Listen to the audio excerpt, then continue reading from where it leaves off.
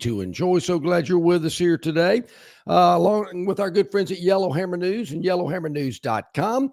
Well, it's Tuesday, Barry, and usually this is the day that people really come out of the woodwork. They've had a day to kind of absorb it all, hear what the world's talking about. They come out firing today, but I don't know, maybe things are going to be a little lighter than I expected since the national media is focused on Bill Belichick and that crash and burn last night at Chapel Hill. Yeah, we were watching a little bit of that game. You know, we had the Troy Coaches show yesterday, and it went really well. And then we get back, get hunkered down and everything, got to open a few birthday presents, and by the time we got settled in, it was already like 17-7 TCU. In case you didn't make it to the final, and if you're a North Carolina fan who packed that place out, you didn't make it past midway through the third quarter, TCU wins in Chapel Hill 48-14. But, John, it's a different situation in Chapel Hill than it is in, say, Tuscaloosa. Well, you know, that game last night, though, Barry, reminded me a lot of Alabama's game against Florida State. They marched down the field. They put 7 points on the board. Everybody's excited, think everything's wonderful and great, and then reality strikes. Well, the difference in the programs is this. Bill Belichick, obviously terrific coach. Everybody says, you know, now, retroactive history, he only won those, 7 Super Bowls because of Tom Brady. Well, it was more than that. Really good coach, doesn't have enough good players. I mean, they are not very good. They've got 70 new players, not enough difference makers on that team. Alabama, if you want to contrast, not to compare as we compare, Alabama has really good players, but boy, they weren't playing hard. You know, it's well, put it that way. Yeah. Maybe that's a good segue for something I was going to ask you today. Do they have really good players? I think so. I think that, they don't have as many in the, what I always like to call the joyless murder ball games, where Bama fans would come into Saturday with an amusing little sidelight in front of them and, you know, be able to chuckle, and the Glenfiddich goes down smooth as they watch the Crimson Tide absolutely put somebody into a wood chipper. And they ain't as many good players. Yeah. There are players, I guess, that we are told are good, Caden Proctor, that haven't been very good. Well, the reason I asked that, all we heard after spring practice was nobody transferred. Everybody stayed. Wow, what a good sign. The unity. This team is tight. Man, you just don't see that this day and age. Did they stay because nobody else wanted them? Oh, no, John. I mean, has anybody ever brought that up? Well, you know, they all stayed together. Well, does that make them good? Does that mean they're great? Or is it that maybe nobody out there was reaching out going, hey, you want to come over here? Hey, we got to bring it out, put it on the table. I mean, could that have been the case? You know, I know they're littered with 5 stars all over the place, and I got to think that probably wasn't the case. I think what the case is this staff has no clue how to develop, how to coach, how to mentor, how to teach. We've talked about the word soft. Not being physical. I don't think Kalen DeBoer really pays enough attention to the minute details of what it takes to win. And you see, as you always do on social media, this and that, and you don't know whether it's legit or not. I did see some actual clips. That touchdown run, that lengthy 30-something yard touchdown run, down the left sideline by that FSU back, and they're showing some of the Alabama players jogging down to the sidelines, jogging in pursuit and stuff like that.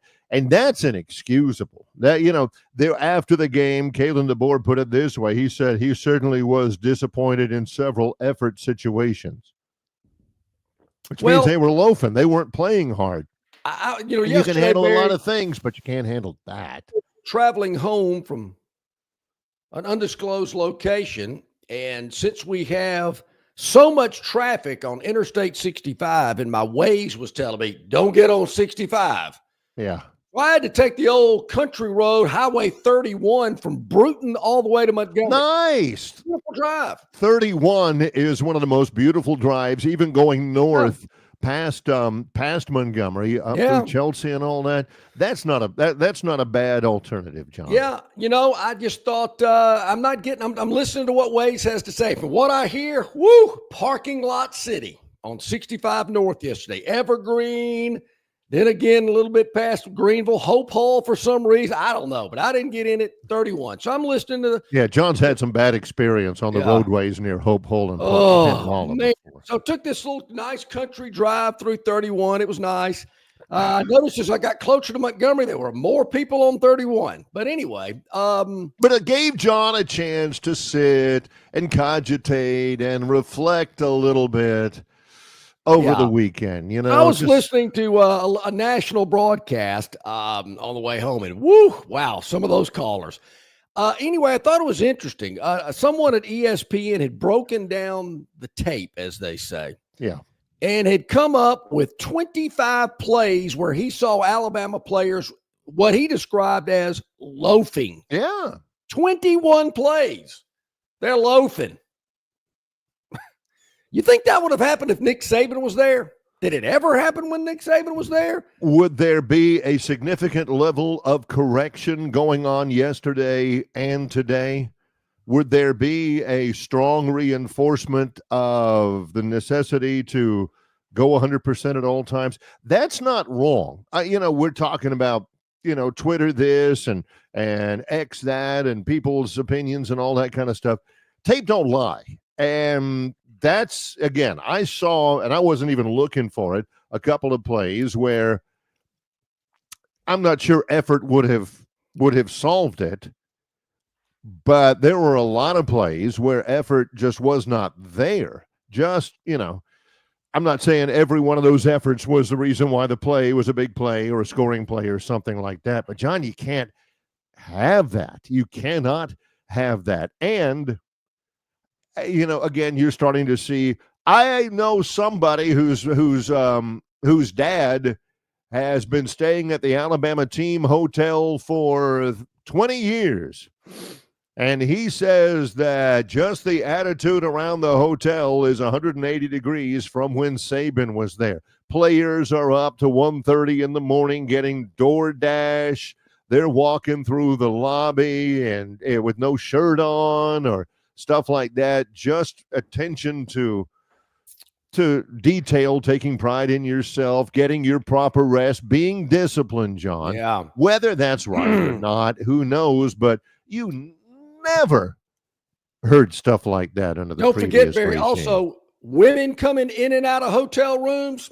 Heard that one too. Yeah. We saw that at SEC Media Days. I'm talking about players, not media members. You're right. You're correct. Yeah. Yes, it's a very good point. What is it about boxers before they fight? They don't do something because it weakens the legs or something. I've heard. I think maybe football players should adhere to that as well. But I heard that as well, Barry. Just stuff we hear. Yeah. Well, there again, it's all about the team aspect, being disciplined, being focused. You're going to hear all these words. I'm listening to DeBoer's press conference yesterday, Barry. Same old, same old. We got to get better. We can be a great football team. Blah, blah, blah. It's like Charlie Brown's teacher in the background. Not listening. Heard it before.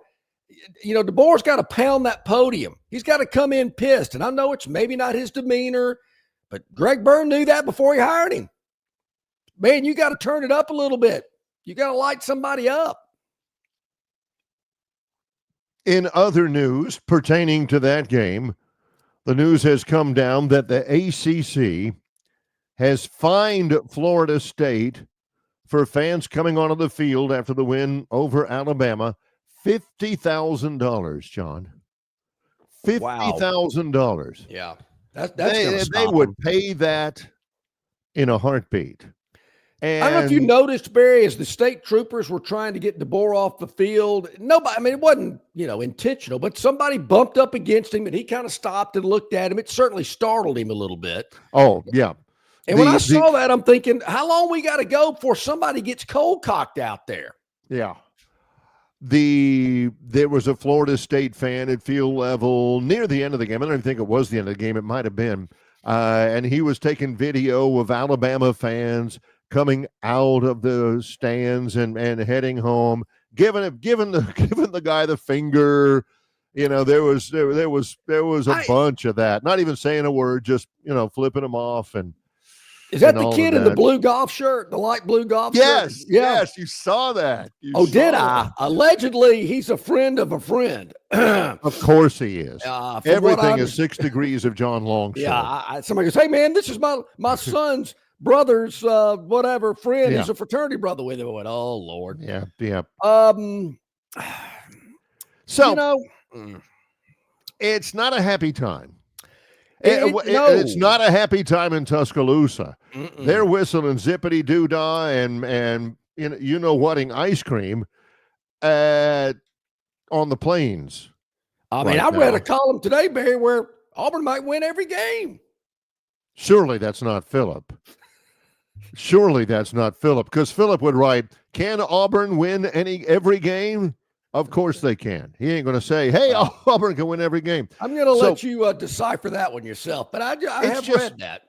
Our buddies, people like Curtis and John from Wetumpka, they are marinating in this. I mean, pour it in the hot tub. Give me a towel around the neck Missed and you guys. Something cold to drink, and I am loving life right now. Yeah. See, folks, this is what it's all about. I mean, this is for what 30 years. You see how the worm can turn, and there's been people, waiting for their chance.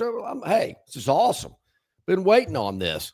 We'll say this, Barry, we're changing things up a little bit this morning. Brian Matthews is going to join us a little earlier today in about 4 minutes from auburnsports.com. Practice over in Auburn. He wants to make sure he's there in time, and so we're going to get him on just a little earlier. Our man Mike Griffith from Dog Nation and the Atlanta Journal-Constitution is going to join us at the bottom of this hour. Looking forward to getting his thoughts about Week 1 in the SEC. Yeah. And Travis Ryer at the top of hour number 2 from Ryer on YouTube and Talking Tide. We'll do that today as well. Got started a little early, which I love, and we'll take our first break a little early. Yeah. He's John Longshore. I'm Barry McKnight. This is Longshore and McKnight in association with Yellowhammer News, presented by Bud Light. It's the kickoff savings sales event going on now at Stivers Ford in Montgomery. New 2025 F-150s up to $16K off MSRP or 3.9% APR for 60 months. New 2025 F-150 STX 4x4s. Sign and drive lease for just $499 a month. New 2025 Explorers. Sign and drive lease, 0 down, $399 a month for 36 months. New 2025 Expeditions up to $9K off MSRP. Bronco Sports as low as $23,999, 0 down and no payment for 90 days. And new 2025 Escapes starting at just $19,999. Score big at Stivers Ford in Montgomery, 4000 Eastern Boulevard, and at stiversonline.com. Stivers Ford, where price sells cars, trucks, and SUVs. On the basketball court, the soccer pitch, or even the golf course, your crew brings their best not just for the win, but for that post-game celebration. When victory tastes like Michelob Ultra, it's worth every drop of sweat. And if you don't win, you'll still get the beer. It's just on you. Superior is worth playing for. Michelob Ultra, 2.6 carbs, 95 calories. Superior light beer. Enjoy responsibly. Copyright 2025, Anheuser-Busch Michelob Ultra Light Beer, St. Louis, Missouri. Play to win big at Victoryland Casino, where the hottest, most exciting games are waiting for you. Big bonuses, giant jackpots, and rewards keep our guests coming back for more. Visit our Players Club today and check out this month's exciting free play promotions. You'll have more fun at Victoryland Casino, where you can be a winner too. Victoryland Casino, off I-85 exit 22 in Shorter, Alabama. Must be 21 or older. Alrighty, welcome back in, everybody. So glad you are with us here today. I wanted to clear something up, Barry, real quick before we move on. Just to let you know, we did not have a winner last week in our Marguerites. Picked the score contest to win a 1 carat lab-grown diamond, which could get you in a drawing for a $3,000 natural cut diamond at the end of the season. But I wanted to make this clear. We picked, we put the Auburn and the Alabama game up there for the games that you pick. But you don't have to pick the correct score in both games, just one of them. If you pick the right score in the Auburn game and somebody over here picks the right score in the Alabama game, they're both winning. It's that simple. You don't have to pick them both. So I want to make sure that was clear. I don't think I made that very clear at all last week. So, yeah, you pick the Auburn score, and if you hit it, boom, you've won. If somebody over here picks the Bama score, they hit it, boom, they've won. Now, if you pick them both, we got a really big prize for you on that. It's kind of like like in The Price is Right, if you pick you hit it with $100, you win them both. Remember that little deal on The Price is Right? Yeah. $100, you win them both. There you go. There you go. So now we know that this week, of course, Auburn is at home versus Ball State. Yep. Alabama is at home against ULM. Those count, John. Yes, they do. Those count just as much as Baylor and Florida State. Ball State and ULM could get you a beautiful diamond for My Marguerite. only suggestion is I would maybe pick the score a little higher, maybe with games like this. Maybe. I don't know. It's up to you. I don't want to persuade anybody out there. But, yeah, I was sorry about that. I wasn't clear about it. But, yeah, you pick the Auburn game and you hit it, boom, you've won. You pick this guy over here, picks the Alabama game, they won, boom, they've won. It's that simple. So just get those into us, Longshore and McKnight at gmail.com before the games kick off. And I believe Saturday, Barry, they both kick off about the same time. Yeah, the Auburn game kicks off at 6:30. Alabama kicks off at 6:45. You can catch the Troy game at Clemson at 2:30 on the ACC network. And then, boom, right straight into action on the Plains or action at the Capstone. A lot of things going on, a lot of stuff we're discussing on the program today, and we've been waiting for this one. Brian Matthews joins us, auburnsports.com. Good morning, Brian. It's time to liven things up. It's been a little quiet here over the last day and a half, as you can imagine. We got to pick it up. Is John okay? Has he had a little illness? Did he celebrate your birthday a little bit too hard? What's going on? He was not real happy. I'm telling you that. It was You know why I wasn't happy, Brian? Because my phone was blowing up Saturday afternoon. I'm thinking, why is everybody texting me? I mean, I'm give me a sorry. break. Yeah, exactly. Yeah, I'm sorry. But a lot of happiness over on the Plains. Auburn wins by 2 touchdowns, 38-24 over Baylor. First of all, what did you really, really like? I thought Jackson Arnold led the team well. I thought he made great decisions, and I thought he took what Baylor gave him, right? He showed that he can run the ball and be a weapon in that way, and we'll see how that passing, develops over the next few weeks here. I thought that was really good for the offense. I thought the line of scrimmage, which is so important in the SEC, and where Auburn has lacked in the last several years. I thought Auburn won the line of scrimmage on both sides of the ball. Doesn't mean they'll do the same to, some of the bigger schools in the SEC, but that's a big step forward. Yeah, Hugh Freeze said, man, we hadn't had offensive line play like that in a long time. That was his only Captain Obvious statement of the entire press conference, but that was still good. What did you not like? What needs work? Well, 20 missed tackles, that definitely needs work, but that happens sometimes game one, right? Got to adjust there. I do think Auburn's got some good players at linebacker in the secondary who won't have 20 tackles a game as their average. And then the coverage there, especially at safety, I thought Baylor really exploited that with their tight end and their slot receivers. That's something Auburn have to make an adjustment to. But again, I don't think that's a personnel issue. I just think that's Baylor doing a really good job and Auburn needing to do a better job there. You know what I was impressed with, and with the instant I saw it was, man, I saw this last year in Norman, was Jackson Arnold's ability to run the ball. And, man, when you got a running back, a quarterback that can run like that, some running backs as well to certainly help that running game. that's hard to defend. And I was very impressed. I just, I was really surprised how fast Jackson Arnold is. Yeah, me too. I mean, he had the two most explosive plays of the game. He scored the first touchdown, I think it's 24 yards, and then went 27 on the last one on 4th and 1. So he was really impressive running the ball. And not just doing that, but also making decisions. It seemed like every time he pulled it or made the decision to run it, it was a big gain. It was a positive play for Auburn, and that's just good decision making. So what do you think, Brian, after the game, Hugh Freeze, or maybe it was yesterday, Hugh Freeze said, look, that's just what we figured gave us the best chance to win the game. His philosophy of offensive football is what's it going to take for us to win the game. You can't necessarily expect that kind of dependence on Jackson Arnold in the running game every game, right? I mean, there will be different looks in different games. Yeah, I think Dave Aranda had a pretty good plan, right? He knew that Auburn was dangerous with its receivers. They could carve up a team with their big playability, so he took that away, and he hoped that his defensive front could do enough things to mix things up and cause havoc and create third and long situations, but they just couldn't do that up front. Auburn won that battle.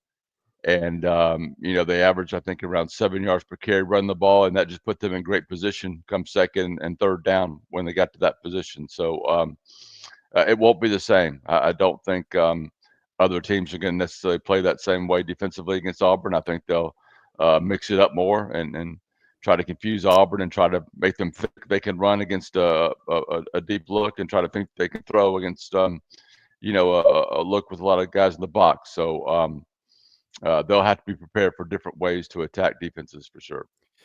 What about injuries? Everybody come out of the game healthy? Not quite. Damari Austin is questionable. He banged up his shoulder, although he kept playing through it. So we'll see if he'll, play this upcoming weekend. And then Champ Anthony broke his thumb. Will have surgery. He'll be out for a little while. I don't know the exact timetable on that yet.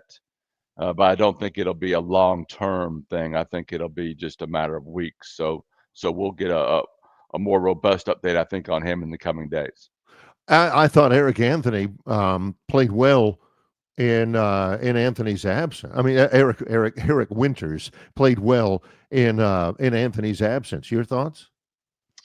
I think he played okay. He played a lot of the second half. I thought Auburn's safeties overall struggled with their responsibilities, tackling and coverage. But I think Eric, for a true freshman, right, you can understand he's not going to play perfect out there.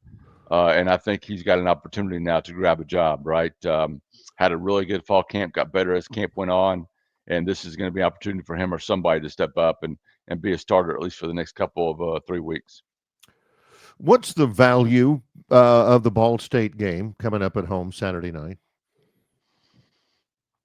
I think these games now are just about Auburn getting better, like getting exposed by Baylor in certain ways and working on those things. The team-specific stuff, they've got to settle down at safety and find a full-time starter there and figure out who that is and who's the nickel and figure out that. And they've got to get more players playing. They played some freshmen and some newcomers, a lot of them in that Baylor game, and they've got to get some more in there and get that experience and see what they can do and see if they can gain confidence. But these are 2 games Auburn should win. They should be 3-0 going on the road against Oklahoma. And I imagine they're going to be ranked or really close to being ranked too. I think Auburn definitely be ranked. No doubt. Going on the road, beating a Power 5 team, I think so as well. And by the time they get to Oklahoma, they certainly ought to. Because this week, Ball State, South Alabama next week. And then get ready for those 2 games on the road that we've talked a lot about. They've gotten one of those road games out of the way with the W. They go on the road and win these 2, Brian, coming into the off week before they host Georgia. That could be probably better than this staff maybe had anticipated, because we've talked about the back half of this schedule, a lot more manageable in my mind than the first half. Yeah, they're not guaranteed 3 wins, but I think they're in great shape to get 3.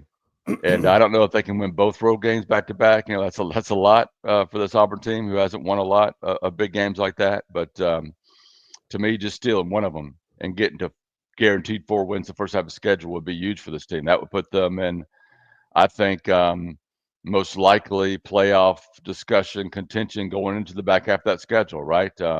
You win 4 games the first half, you don't slip up, you win the first 5 the second half, you got 9 wins going into the Iron Bowl, and you've got a chance to beat Alabama at home and be in the playoffs potentially.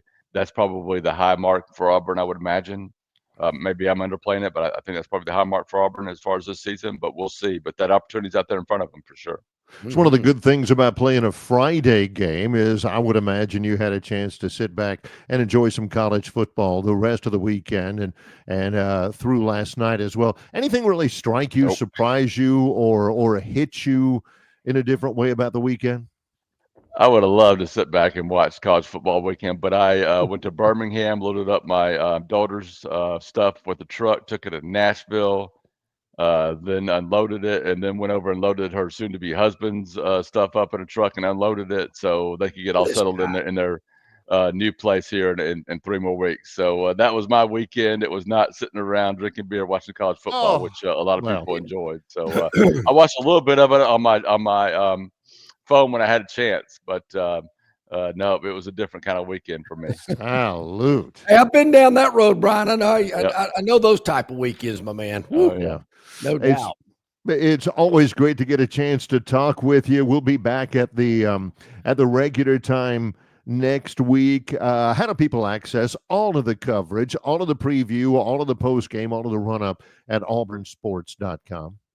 Yeah, check us out. We're going to be out there at practice later today, and then we'll talk to players. We talked to Freeze yesterday, so I have tons of content rolling out all week long, football recruiting, anything else that pops up at Auburn. We will cover it very extensively. You can follow me on socials, X at BMATAU, and check out those Monday musings, of course. Put them out yesterday morning. That's beautiful. I love it. And you know what, Brian? You go on the road, you beat a Power 5 team. I don't know if you Freeze played golf or not over the weekend, but who cares? It doesn't matter. Got a big win. Right. Well, the running joke is DJ Durkin probably needs to play a little bit more golf after that game. So we'll see how that goes. Brian, appreciate it. Thanks very much. Y'all take care. That's Brian Matthews, auburnsports.com, joining us here on the show today. Coming up in just a moment, I'm sure we'll get some really pointed opinions. Always do. Mike Griffith, Dog Nation, covers Georgia, Dog Nation at UGAsports.com and the Atlanta Journal-Constitution. He's next with Longshore and McKnight in association with Yellowhammer News, presented by Bud Light.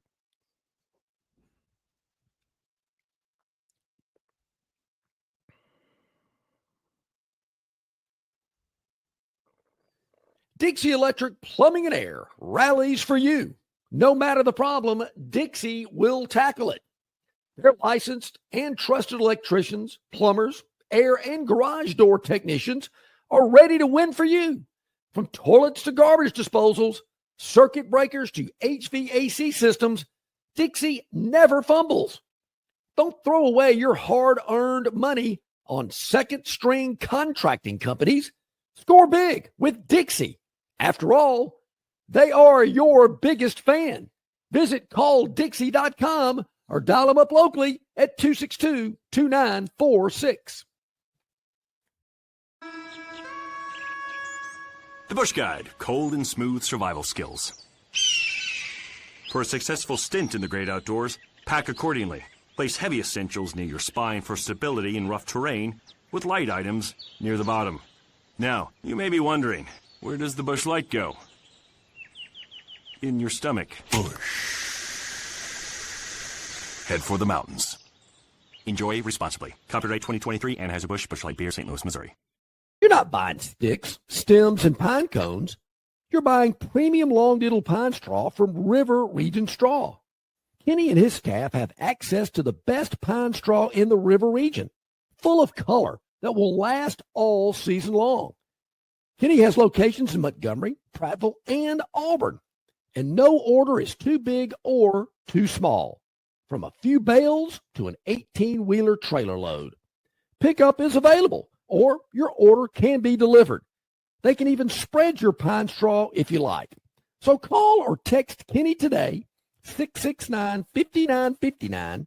That's 669-5959 for all of your pine straw needs.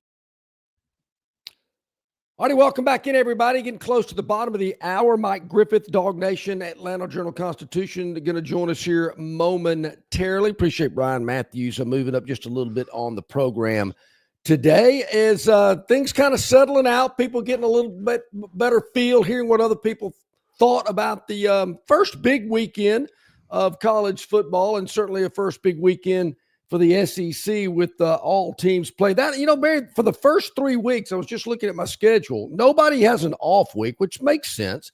Everybody plays the first 3 weeks of the season. Then we get into the off weeks. There are 4 teams in week 4 that have an off week, and Georgia and Alabama are 2 of those teams because they'll meet in week 5. This week coming up, the world of college football is just throwing their hands up and saying, look, okay, we understand the way of the world here. We're just not even going to try on Thursday. We're not gonna even pretend like we're gonna, like we are equal or anything. Because Thursday is NFL. Yeah. First game's coming up this week in the college game. And I just had it in front of me. Yeah, start Friday. James Madison at Louisville, Northern Illinois at Maryland, that kind of stuff. What have we got Saturday? Not nearly as much. I mean, the college football spent most of their cachet in the first week. In the SEC this week, we mentioned the Auburn and Alabama games. Texas, after playing Ohio State, now will play San Jose State. Oh, okay. Georgia has the Governors of Austin Peay coming in. Yeah, Georgia opens with Marshall, then Austin Peay. Florida and South Florida, Arkansas State and Arkansas. The best ones this week coming up will be Michigan, Oklahoma. That's where College Game Day is going to be. Arizona State, Mississippi State. That's interesting. Starkville. Those Arizona State people are going to wonder what in the world's going on. And Ole Miss versus Kentucky is probably going to be the best, really, maybe the only SEC versus SEC game. 2:30 ABC game, I believe. Yeah. There you go. Well, week 1 is in the books. And, of course, we needed to check in with our man Mike Griffith of Dog Nation and the AJC joining us here today. Mike, hope you're doing well. Thanks for hopping on with us today. Yeah, morning, guys. I can imagine that it doesn't take much for you to empathize with the fact that, man, it's been really quiet here in the state of Alabama over the last 2.5 days. We need something to talk about, Mike. Your thoughts from over the weekend, particularly to start with what happened in Waco, Texas, and Tallahassee, Florida this weekend. What were your reads there? Yeah, it was an impressive win for Auburn. I mean, you went out and got Jackson Arnold to be a dual threat. This is a guy that was the number 3 overall prospect a couple of years ago, coming out and had some issues at Oklahoma, but pretty impressive dual threat ability there in Waco. I think he ran for 137 yards and a couple touchdowns and threw for over 100 yards, kind of took what was there.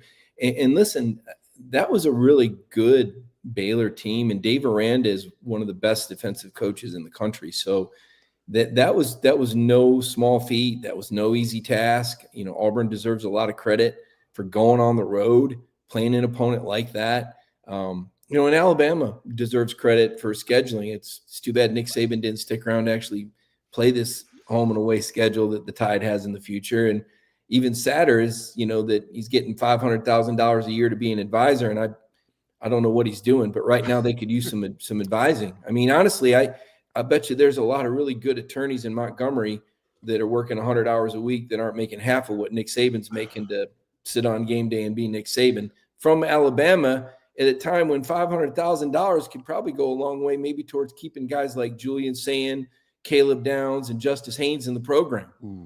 It's a great point. We've heard They all those look players' good. names mentioned a lot, and they're playing somewhere else. Yeah, But that's the root of it. Yeah. Let's cut to the chase. All right. If you take away any SEC team's best quarterback, best running back, and best defensive player, you're going to have challenges, okay? And last year you had your best receiver go to Texas and your best center also go to Ohio State. So let's not pretend like Kalen DeBoer is playing from the same hand of cards that Nick Saban did. It's almost like someone said, okay, let me take your ace, let me take your king, let me take your queen. Okay, now play that hand, because that's what DeBoer was dealt, okay? Now, I will say that there are questions about the culture, and you might say, well, he's not as hard on players as Nick. Well, that didn't work out too good for Nick Saban his last 3 years. His last title was 2020. How often did we say, oh, well, Nick can't coach these players these days? Well, that's why he's gone, guys. He figured that out too. Okay. There's a reason why you hire a guy like Kalen DeBoer, because you can't run these guys off. You can't be up everybody's tail and expect them to stick around anymore. That ain't happening. But even though with that, Mike, you see a team that's undisciplined, soft, loafing. Yeah. That's not going to win for you, whether it's Nick Saban or Kalen DeBoer. How does DeBoer change that mentality and that attitude? Well, let me go back to what I said again. I mean, when you take that ace, that king, and that queen out of the hand, Caleb Downs, Julian Sain, and Justice Haynes, you're taking leadership out of the locker room. Those are guys that people follow. Those are your alpha dog guys that you're pulling out of the locker room. Okay. Listen, Kalen DeBoer's resume speaks for itself. Yeah. Now, the fact that he can't get it done on Alabama, I don't know if that's more of an indictment on him or on Alabama. There used to be and just the unintended consequences of NIL. It's happened at Georgia to some extent. Look at Georgia's team last year. That was not the same old Georgia. I mean, Carson Beck, had to grow up. Georgia watched him go through. Now he's gone to Miami and he's a grown man and he's realized the error in his ways. But when he was carrying a Louis Vuitton bag and buying a Lamborghini, that wasn't exactly leadership 101. So these unintended consequences of NIL, and I don't know how much that stuffed animal was that Ryan Williams was carrying, but I guarantee you he's got some money in his back pocket. He's eating lobster. He's got time at the lobster table instead of the film room. I mean, I think the unintended consequences of NIL have taken a toll in a lot of programs, and it's hard to keep guys playing with an edge and keep guys playing hungry. I mean, that's the age-old problem with Texas, right? Those guys just aren't tough. They got talent all over, but that Austin Silver Spoon's been real for a long time. So this is a challenge for all programs to maintain that level of intensity. And in a place like Alabama, I mean, these guys are heroes, and they're patted on the back everywhere they go. And let's face it, they're riding the coattails of a lot of great programs before them. At the end of the day, Alabama hasn't won a title since 2020. But you'd never know that talking to the fan base. There's still some people probably think there's, the dynasty, isn't over. Well, it is. Okay. And, by the way, Georgia hasn't won a national title in a couple of years, and they had their struggles. I know the final score said 45-7, but they punted on 3 out of their first 6 possessions and needed a 4th down to convert on 2 other ones and score touchdowns. So, and that's against the Marshall team that lost 78 guys to the portal. Now I'm going to applaud LSU. I'm going to applaud Clemson. I'm going to applaud Ohio State. I'll even give Texas, outside of Steve Sarkisian, 1 of 5 on 4th downs. I mean, he better start working on the playbook instead of his marketing schemes there, because that one's on the head coach, if you ask me. But there were some teams that came out and played good football, but most teams have issues right now and have a lot to shake out. Tell me a little bit more about LSU, their game against Clemson. Is LSU all of a sudden, to borrow a phrase from Paul Simon, the nation turns its lonely eyes to Baton Rouge? Is that a new golden boy in college football now? I mean, for now, but hey, Kalen DeBoer put a pretty good beat down on him last year, didn't he? Yeah. So in other words, for now, let's see how they handle success. I feel like Brian Kelly has good chemistry. I think Whit Weeks is a guy, and he may not, be the next Lawrence Taylor, an NFL All-Pro, but he plays with his hair on fire and he leads. And so when we talk about a team culture, the coach can only do so much. A lot of it is internal. When we think about the great Alabama teams, we can start naming players and leaders that made a difference. And that is hard to find now.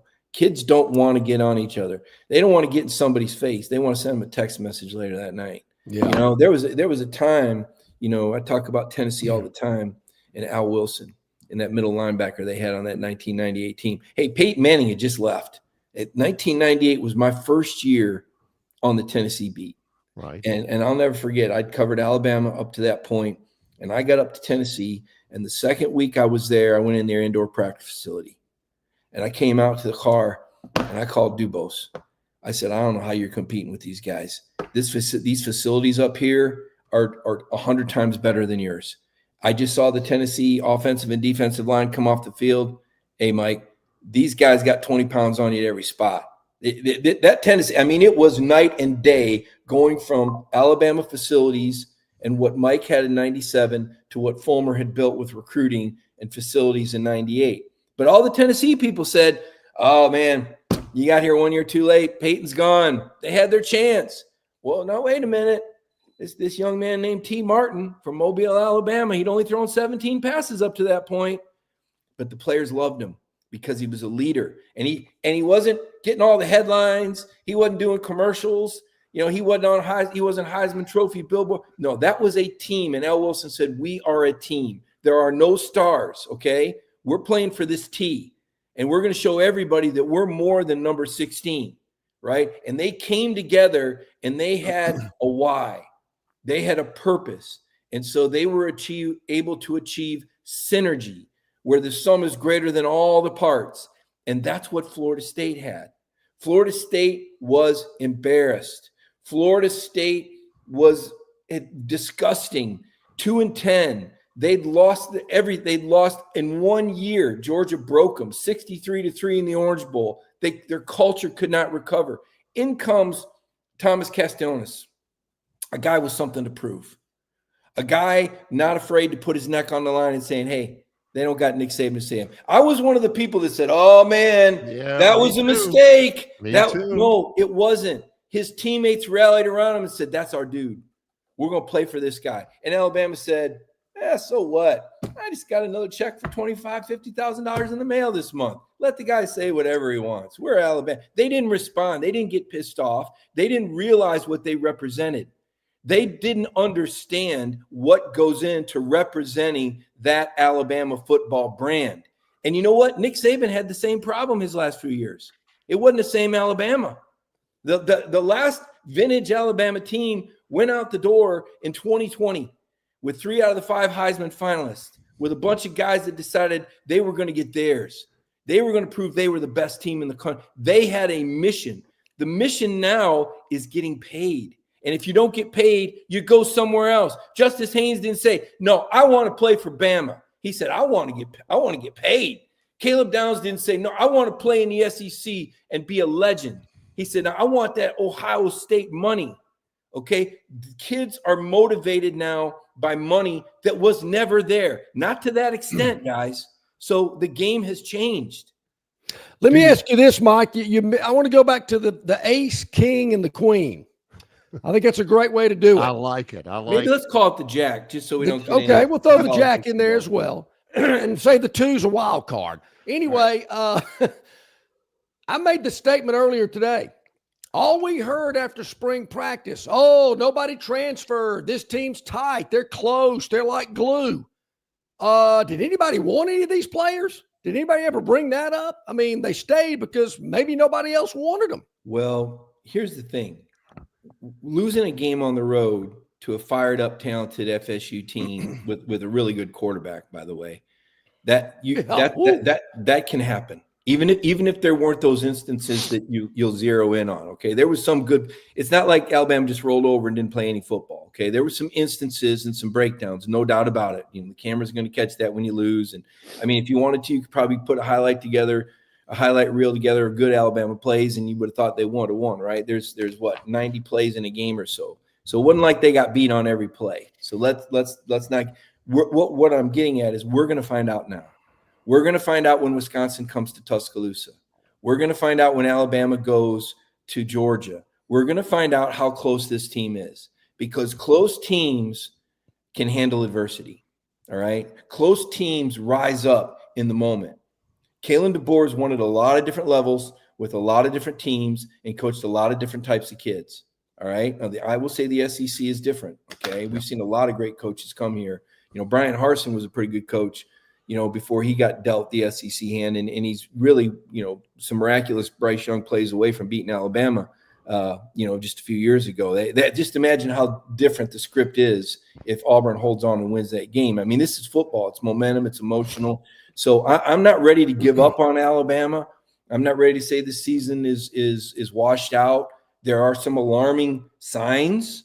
All right. And when you lose, we start to nitpick and look at little things like, players carrying stuffed animals and things like that. If they would have won that game by 4 touchdowns, we would have said, oh, that's pretty cool. That's kind of cute, isn't it? They'd have marketed it. I'll never forget when Arian Foster, remember Arian Foster? Very good back. Yeah. I'll never forget when he came in his freshman year, he had a SpongeBob SquarePants backpack. I said, what in the world is this coming in? This guy had been, hey, that SpongeBob SquarePants backpack, it didn't seem to matter too much to that cat. So I'm not going to, judge the book too much by the cover, so we're picking a little bit, but let's see. Same with Arch Manning. Everybody he's a flop. He's a bust. Hey, that's one game. That was a really good Ohio State defense. Caleb Downs was on the other side of the ball. He did a lot of things back there to confuse him. That is a dynamic college football Hall of Fame player, Caleb Downs is. And Ohio State did some really good things, and Steve Sarkisian had a really bad day with the play call. He did not help his quarterback out. Boy, I thought the defensive coordinator, Matt Patricia, just totally coached him in that game and matchups. Let me say this. You do realize that Texas held Ohio State to like 202 yards. Yeah, it was a defensive game, no question. It was from both sides. That's what it's all about. Let me ask you about this. You mentioned Georgia briefly. I've seen a lot of Marshall. I know Charles Huff is now at Southern Miss, took a lot of his players.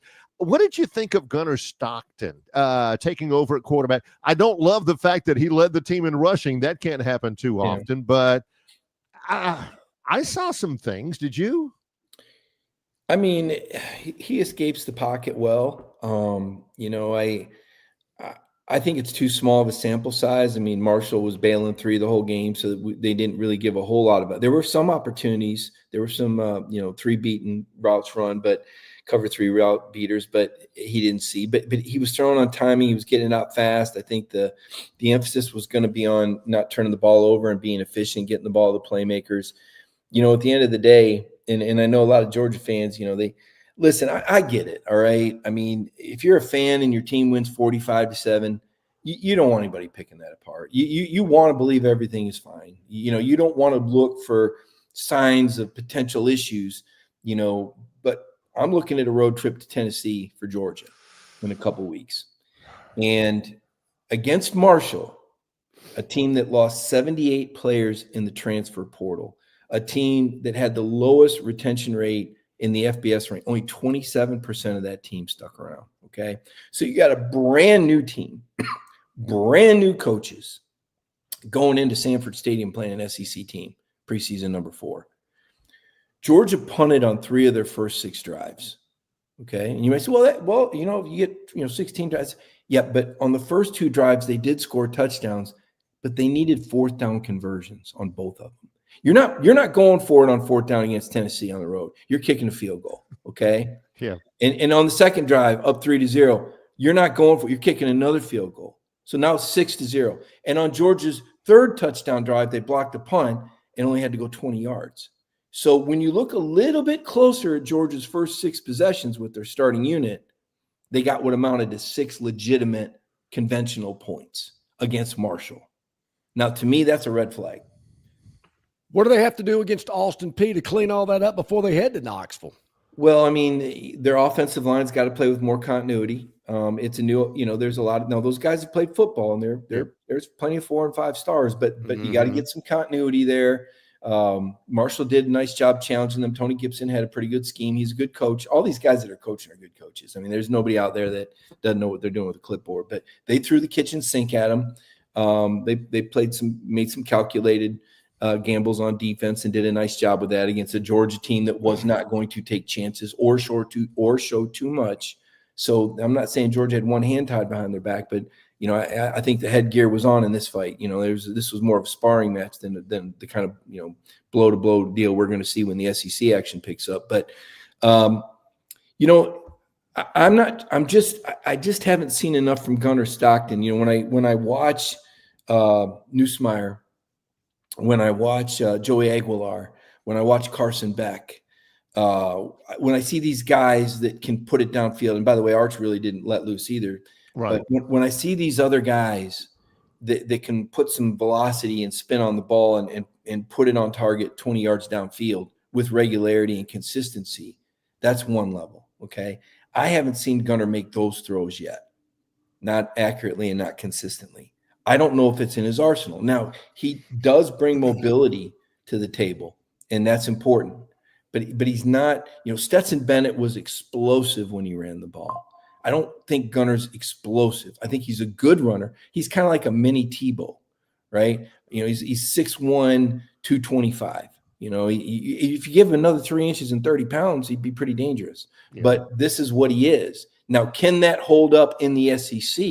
Can you break the tackles of SEC linebackers? Can you outrun SEC defensive ends? I know you can beat the Marshall guys, but are you going to do that against Tennessee's defense? And if not, if that element of the game, as Notre Dame wiped out pretty effectively, if that element of the game is gone, then what do you got?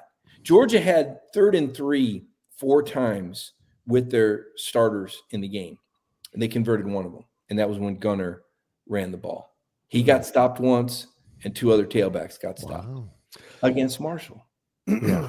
Well, it's week 1 in the books. Got a long way to go. I know we'll be discussing a lot more of this throughout the season. And as you mentioned, in a couple of weeks, there'll be a game in Athens between Alabama and the Georgia Bulldogs. We'll reach out to you during that off week, Mike, to get a preview and kind of see where we are as we've played several other games since we spoke today. Yeah, well, I'll be curious. Did I see that the Thomas Castellanos guy did a T-shirt that said Nick can't save him? I know they're going to buy that at Florida State. Are the Auburn fans going to be buying that? Is it too early? Is it too soon? It's never too soon. It's never too early. I mean, if you guys tell me it is one weekend. It is, and I'm sure is the dynamic. Are the Auburn fans? Are they feeling good yet? Are they feeling? Oh, good? Mike, are you kidding me? Get a bar for a weekend like last Saturday, because they've been kind of quiet with us. They came out of the woodwork yesterday and today, which we love. And it's been a little different feeling around the state between Auburn and Alabama fans. Good for Auburn. Good for Auburn. Those are some of the best fans in the country. When I covered that program, they couldn't have been more hospitable. The way they stick together is amazing. You've seen what Bruce Pearl's done and how they rally around Bruce and the basketball team. I mean, that is a great fan base, and I know there's been a lot of suffering. I know everybody's hoping. And then on the flip side, Alabama fans have been through this before. When Coach Stallings left, Mike had a tough 4-7 year, even with Bruce Arians as his coordinator. He won an SEC title in '99. Sean Alexander emerged. Alabama's got a lot of talented guys. Okay, so Alabama's program has been here before, replacing a legend, and the answer was to spend a lot of money and get Nick Saban. And you know what the answer is going to be this time? Spend a lot of money and keep your best players. You get what you pay for. Okay, you're not going to win because you got that helmet on. You're going to have to pony up. Bama's going to have to find the money, or they're not going to stay on top. It's as simple as that. It's simple as that, guys. I just don't think we can wedge more truth into one segment again if we try, John. Mike Griffith, AJC, Dog Nation, great stuff. Always check his work out. We enjoy it as well. Thanks for the time. Thank you, Mike. Yep, we'll do it again soon. You too, buddy. Yeah. Thank you so much. Yeah, you're right, Barry's preaching the truth. And he kind of started out with, hey, you got to spend money on your players, and he wrapped up with it as he left us here this morning. Yeah, that $500,000 Saban's making, that go a long way. No kidding. But, you got to pay these guys now. And I said it 25 years ago. Maybe not it wasn't as that big then, but it is today. They don't care what's on the helmet.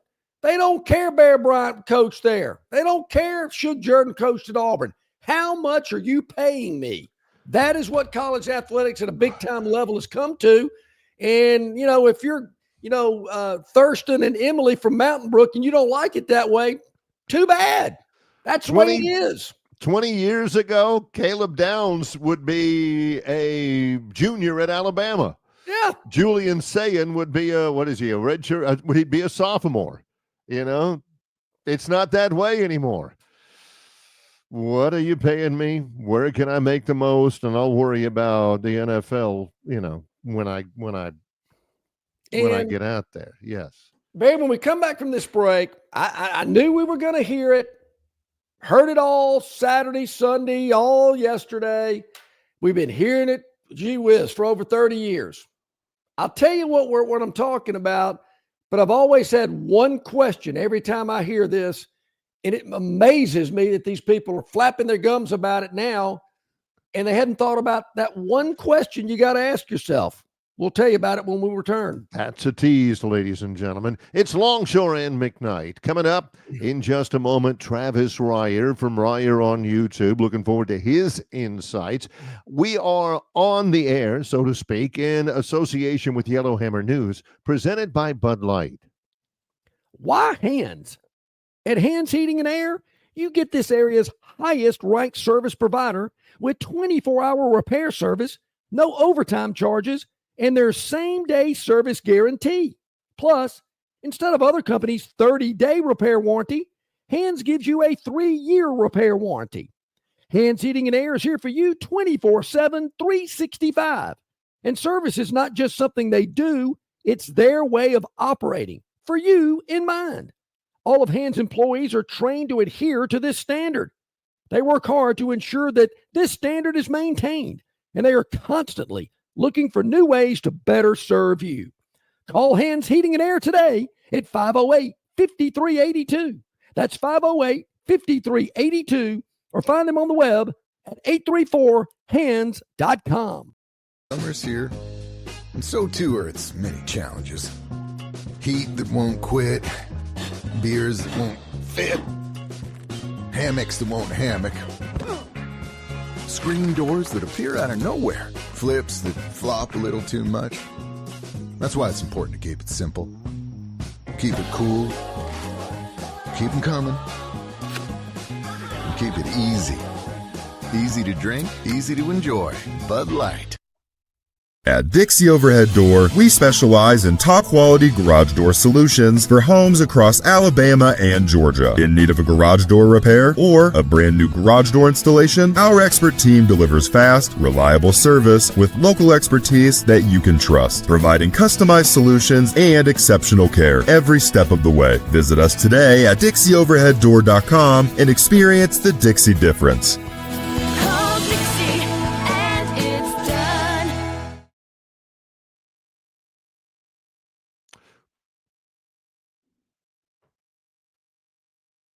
Welcome in, everybody. Glad you're with us here today on this Tuesday. A couple of minutes before the top of the hour, Travis Ryer on YouTube, Talking Tide, going to join us here.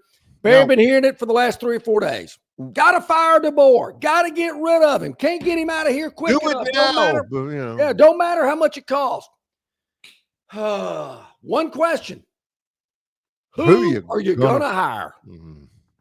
I mean, these numbskulls out here just rant and rave and kick and scream. Got to fire him. Got to get rid of him. Okay, who are you going to hire?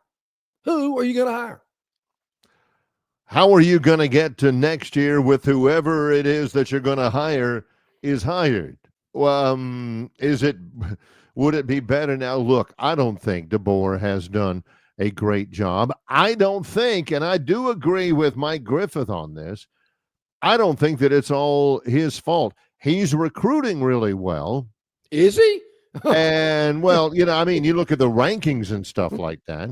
But hold on to these people? That's the thing. Really great freshman year, and let's be honest, Caleb Downs was phenomenal his freshman year at Alabama. Is there tampering? Sure there is. Is it wrong? Absolutely. Does it stop? No, I don't think so. So, he's not laying it at the board. He is saying, hey, you lose your king, your ace, your king, your queen, your jack off your deck, and you're still expected to play that hand. He's talking about Alabama fans have been through this before. Yeah, but it's been forever ago. It's been 20 years ago. You've got 24-year-old kids, college seniors, new graduates. Heck, you got 30-year-old people that say, wait a minute, can this be happening? This can't happen, right? And there's some sort of bylaw to the U.S. Constitution that we shouldn't be struggling. John, it is a different world.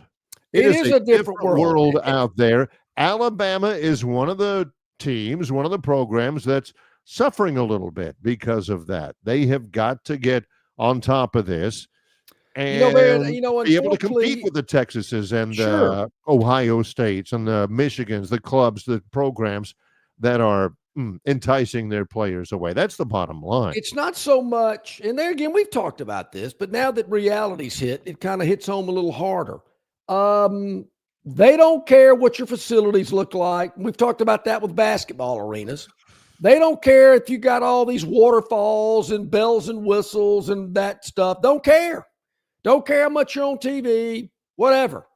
How much are you paying me? Wait a minute. You don't want to represent this school that has a long, illustrious history of championships? No, could care less. So what? I want to get paid. That is what college football has turned into. And you'll hear, they're not all like that. I mean, there's some that still want to play for Old State U and all, dreamed of putting on that helmet, but not as many as there were 10, 20, 30 years ago. No. And even some of those people, you better pay them, you better get that done. Speaking of getting paid, you probably know this.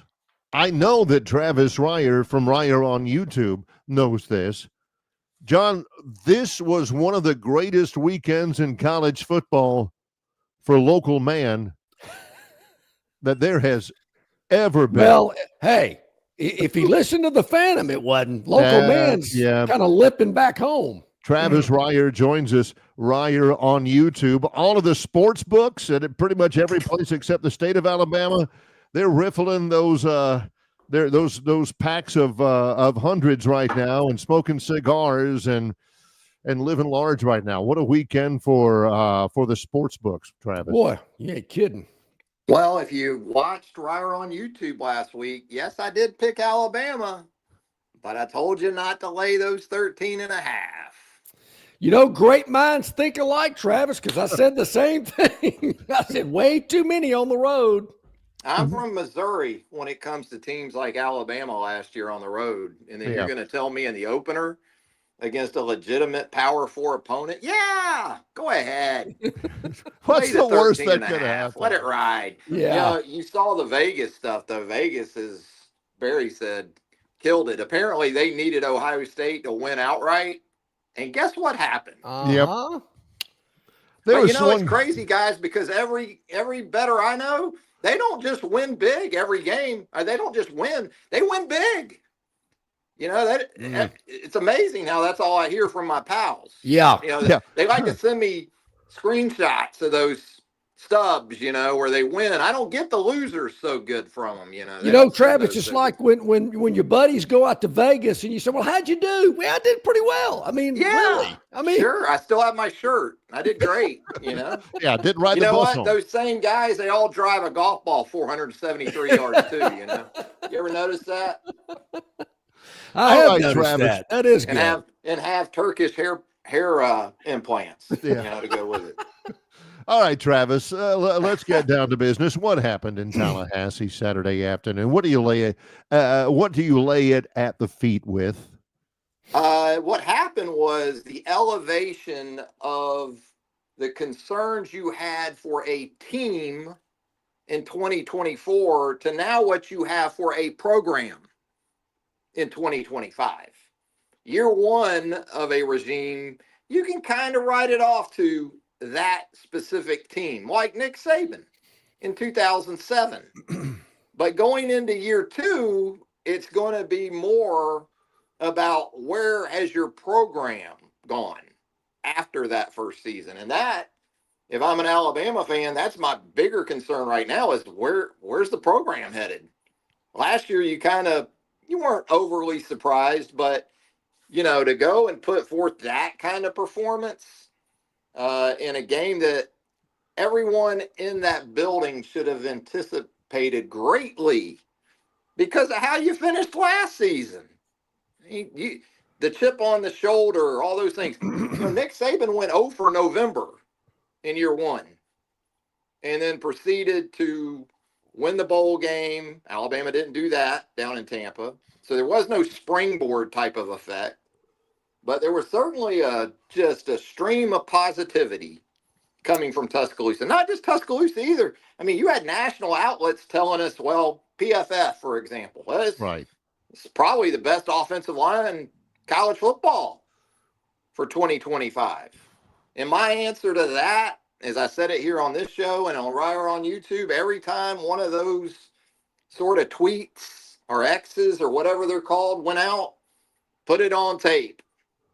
Show me. That's going back to May or so. And they put it on tape Saturday.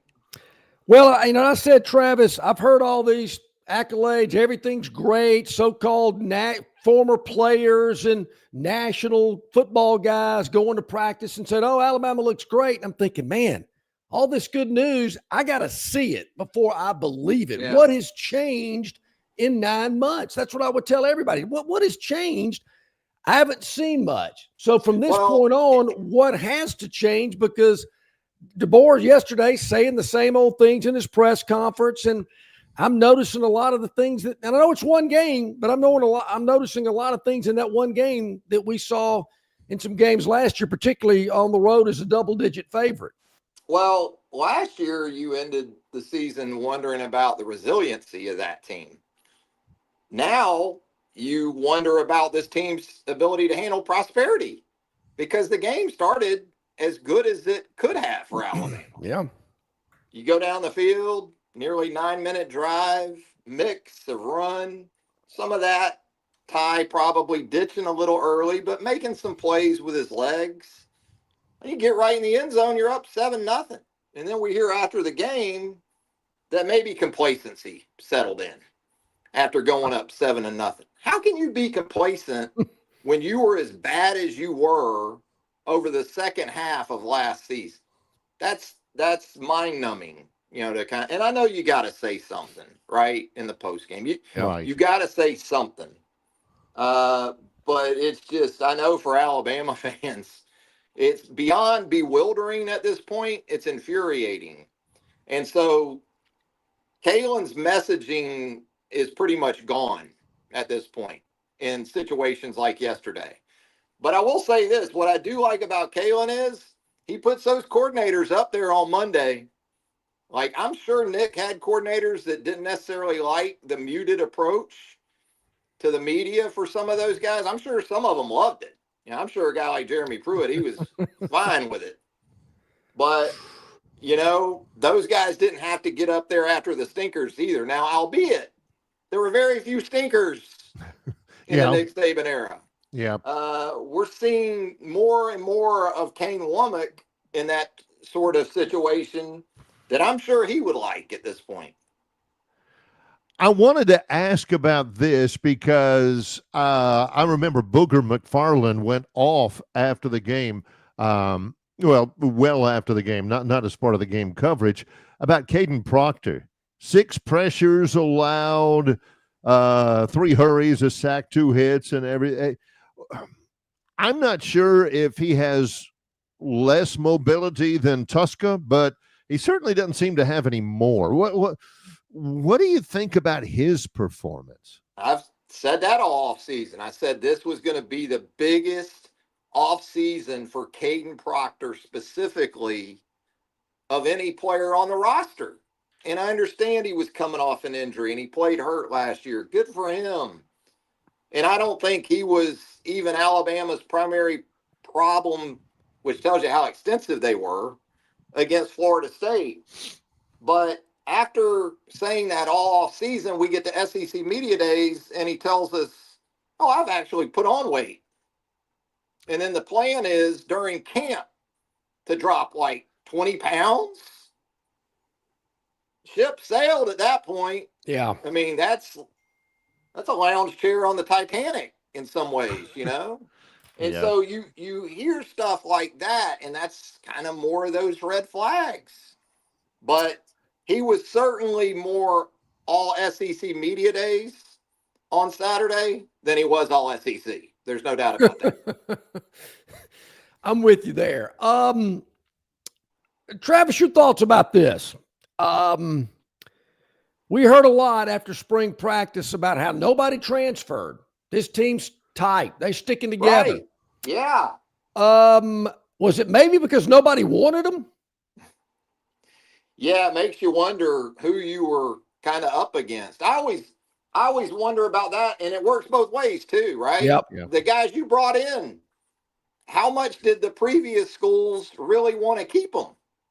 Who are you bidding against, maybe, in some of these instances? So, no, it brings everybody into the crosshairs. It isn't just Kalen DeBoer and the on-the-field people.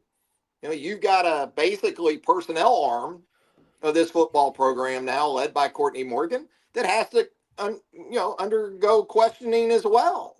And it's what you sign up for. We kind of made that position a very lucrative situation. And look, if you get it right, it's great. But, it's going to be interesting for Kalen, because I think with the way this is heading and just being realistic about it, he's going to have to make some decisions at the end of this football season. I don't think it's too early to think that's going to be the case. And Mike Norvell, give him credit. Even with a buyout so healthy that Florida State has to stick with Mike Norvell for a couple more years. With NIL in play now and everything else, kind of the same thing with Alabama too, to an extent, with Kalen, you would think. But Mike Norvell could have said, oh, well, I got my guys, and I like my guys. They're all good guys. We all get along great. They're all guys I want to have a beer with. Great. But you know what? Mike Norvell went out and turned that thing upside down. And a lot of it goes back to the portal. And we'll see. I'm still not convinced Florida State's a great team. And that's the worst part of this for Alabama. If you're an Alabama fan, you are really hoping Florida State is like 2023 Florida State and not sort of a somewhere in the middle of last year, maybe 6 or 7 or 8 win Florida State. We'll see. Florida State's schedule sets up great. Don't get Miami for a minute. Then you don't get Clemson until like November. Then you close with Florida, and we'll see about Florida even by the end of the season. But right. Norvell didn't have to go do what he did, but he did it, and it paid a lot of dividends, obviously.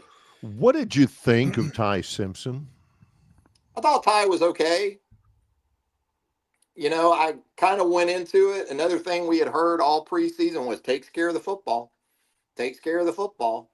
And my other side of that kind of goes to, well, talk to me about explosive plays. It's great that you're taking care of the football, but are you making explosive plays? And what we saw Saturday was kind of no. And sometimes you can take care of the football and still turn it over. Like on a 4th and 7, and you do a good job of evading pressure and get out to your left. And the thing that you've trusted more probably all day, your feet, you go away from, and you still had Ryan Williams wide open, but you one-hop it out there in the flat. And I thought a couple of times Ty wasn't respectful of situational football in terms of where you were at and the potential for points that you had, even if you throw a 3rd and long incompletion. The 53-yard field goal should have been 46. But the play before, Ty wanted to go get it all. He was trying to make a play. I get it. But it's like 3rd and 13 or 3rd and 11. Don't be so anxious to try to win the game on one play that you just kind of turn your nose up at points, because How short was that field goal by Talty? Like 2 or 3 yards? Yeah. Could have made a big difference, right? And he did it again. He did it again. But Parker Brailsford turns into Jim Brown after the damn fumble. Runs through about 4 guys. Has the ball in his outside arm.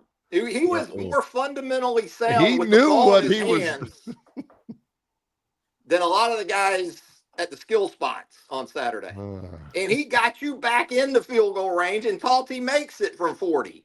But that was all Parker Brailsford.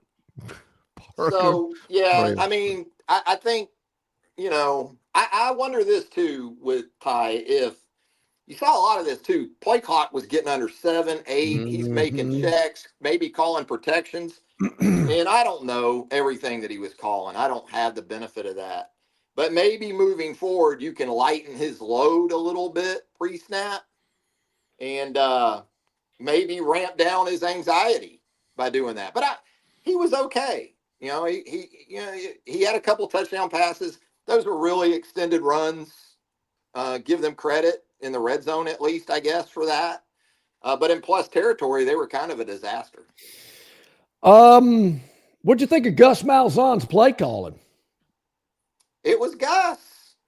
I mean, it was, as Kane Lumbick said yesterday, there wasn't anything about it that should have surprised Alabama. The problem for Alabama is I don't think there was anything about Alabama that surprised Gus because it didn't look all that different from a year ago. No. Soft edges, easy yards on the perimeter. It's one thing to give up a reverse for an explosive, okay? But when you give it up twice for a total of 58 yards, and I had some Florida State people tell me, well, Danzy's the fastest guy on the team. You don't understand. I don't give a damn if Usain Bolt in his prime is on your roster. Yeah.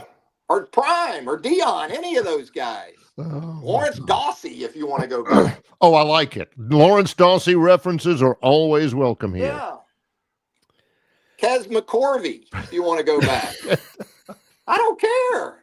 He does not care. You got to at least on the edge have an awareness about you.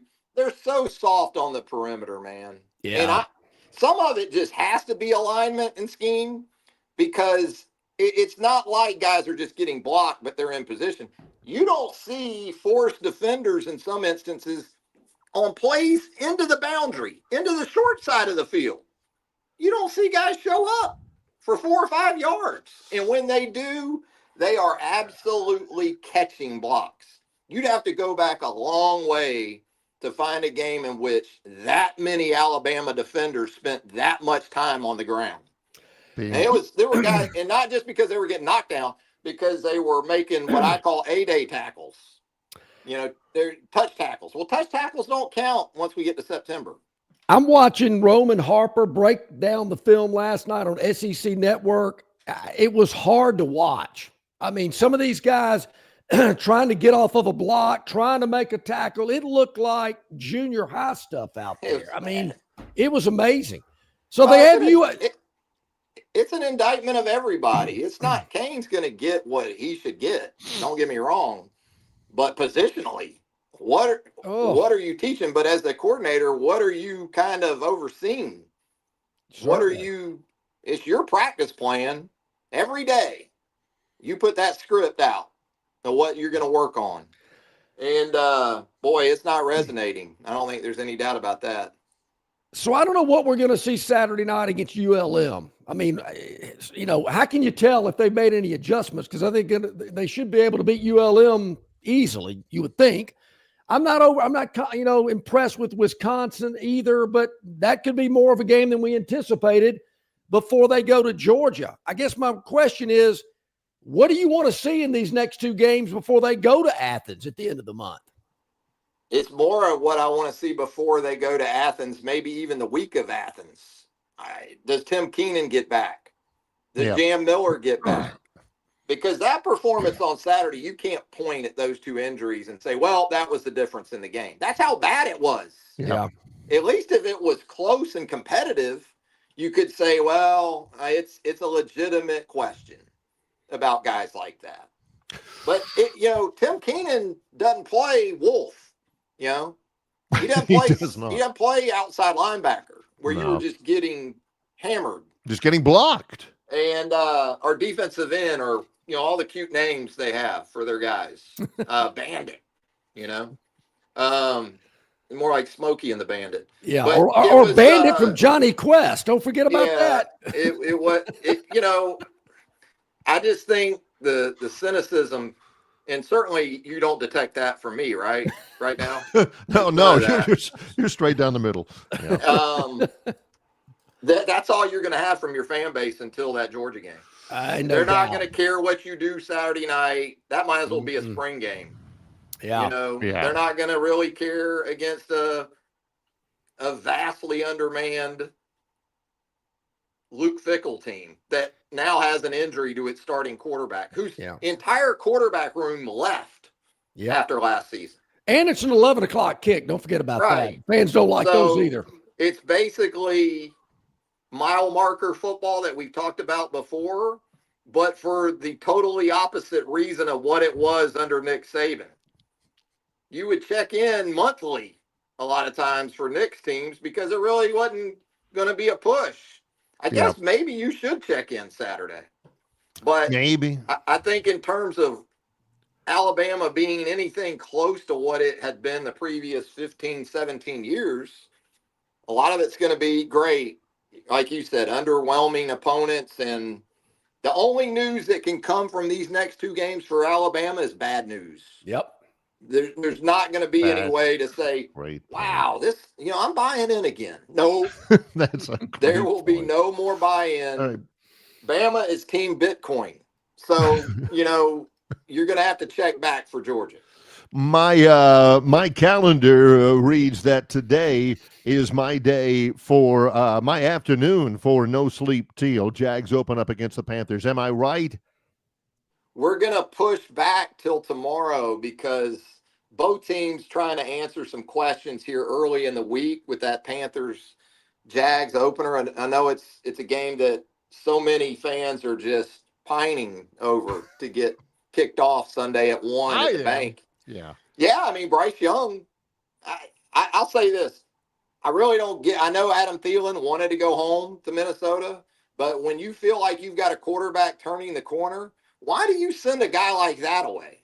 And I know they drafted Ted McMillan, who's going to be a really good player. I know they have Xavier Legette, previously at the University of South Carolina, really talented young guy. Hunter Renfrow, they've gotten to come back after releasing him. He's probably going to have to start in the slot. That was a head scratcher for me. Now, look, both those teams we're going to talk about the former number 1 overall picks at quarterback in that game, but both those teams are going to want to try to run the ball. Chuba Hubbard for Carolina, and then ETN and Tank for the Jaguars. So we'll get more into that tomorrow, Barry. Awesome. Looking forward to it. All great stuff. Ryer on YouTube, also, Second Helping, all of those things as well. How can people subscribe and partake of the content? Just go to Ryer on YouTube. On YouTube, that's where you'll find us. Also, I'm on X at Travis Ryer, TravisReier. Yeah, I thought the cynicism was pretty muted from you today. Good visit. I thought I was kind and compassionate after Saturday. There you go. We Always love it. Appreciated. Thank you. All right, take care. All right, buddy. Thank you so much, Travis Ryer on YouTube, talking Tide, and joining us here today. A lot of talking. We greatly appreciate him being on with us here today. I think it's appearances like that, Barry, that we don't get, 24 minutes. Yeah, that's so funny. Could y'all not keep him on longer? Even some of the real quick references, like he talks about the next two games being mile marker football. That's like, we're at 269. That means we're only 17 miles away from Gulf Shores. You know, that's all you're looking at ULM. Oh, okay. Oh, we're 2 weeks away from Georgia. Okay, we're getting there. That type of a thing. Hey, it's gonna. Look, if y'all are going to the ULM game Saturday in Tuscaloosa, have fun and knock yourself out. Have a great time. My buddy John goes well. My buddy John Den says, what does Rodney expect from Bama the rest of the year realistically? Well, we'll ask him on Thursday. We sure Hang will. in there for that, because we certainly are looking forward to that just about as much as we're looking forward to the Phantoms Daily Dog. Yeah, Coming up next. Longshore and McKnight, in association with Yellowhammer News, presented by Bud Light. Located just 8 miles north of Alabama's state capital, Capitol Hill features 3 18-hole championship courses. With more than 1,500 acres of golf and nature, the pure magnitude of this facility is amazing and allows each course to be drastically different from the others. Capitol Hill also features an innovative 360-degree driving range, 400 yards in diameter. Capitol Hill offers a fully stocked pro shop with the latest equipment and apparel. Great food and beverages in the clubhouse can be enjoyed both before and after your round. Get your group together and hit the trail. Go to rtjgolf.com/Capitol Hill for tee times and more information.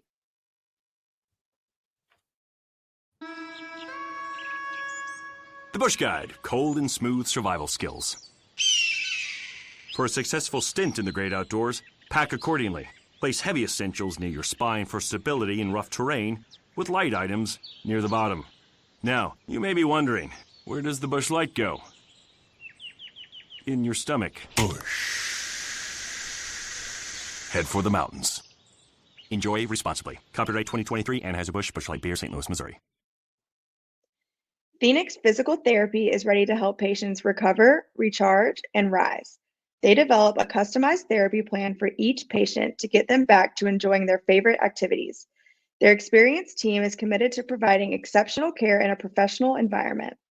Whether you're looking to prevent or treat an injury, recover from a recent illness, or recuperate from surgery, schedule an appointment with our clinic and take advantage of our physical therapy, athletic training, workers' comp, and employer solutions service. Experience elevated physical therapy today. Call Phoenix Physical Therapy at 239-9316. That's 239-9316. Okay, about 26 minutes past the hour here on this Tuesday morning. Great stuff from Travis Ryer. And hard to argue with anything he had to say. Man, same thing with Mike Griffith, too. Yeah. I mean, two guys who are leveling with you. If you are always wondering whether people are, passing along Shinola to you or something like that, the truth sounds like what those two guys were talking about just a moment ago. It really does. And, this week, so what? I mean, now, look, if Lamo comes in there and beats them, all hell's going to break loose. The bottom has fallen out. That ain't happening. Wisconsin, I'm not overly impressed. So, okay, they win the next two. Mile marker football. They go to Georgia, and if they're embarrassed there, then they go into that long stretch of games we've talked about all offseason with that last one in Columbia, South Carolina that I've dubbed the watch-out game, and then LSU, who looked really good on the road. They did. Come to town. So there again, you got to just grit your teeth. And all these people that are going, oh, you got to fire him, get rid of him. Look, it ain't going to happen. $70 million? Really? Who's coming up with the $70 million to pay DeBoer off? Oh, and we heard yesterday from one of our chatters, they can afford $10 million a year to pay out for the next 7 years. Probably can. I can afford to get a condo down at Gulf Shores or Panama City Beach. Doesn't make any financial sense whatever for me to do it, but we could probably, we could probably get it done. Just because you can do it, it's like Chris Rock says, just because you can drive with your feet doesn't mean it's a good idea, And John brings up the operative question. This is the one that he always brings up to fans of whatever school. Got to fire him, that knee-jerk, spoiled reaction. He ain't winning every game by 30, got to fire him. All right. Who's the fair-haired boy? Who's the Nick Saban that you're prepared to sit on the tarmac for a day to get? Who's that guy? Because who is that Bama, guy? you guys have had, I'll admit, One of the keys to Alabama's long storied history is they've been able to hire, in my opinion, the two best college football coaches of all time. They both come to the same place. That is a blessing. Who's that guy now? Well, but they've also hired a bunch of duds. One of them didn't even coach a game. So there's certainly been some crap along the way, along with two really good ones. And, Gene Stallings not at the level of Saban or Bryant, but ended up being a pretty good hire after going 0-3 to start out. Is DeBoer going to be different? It doesn't look that way. There again, I think you got to be a little tougher. You're not their friend.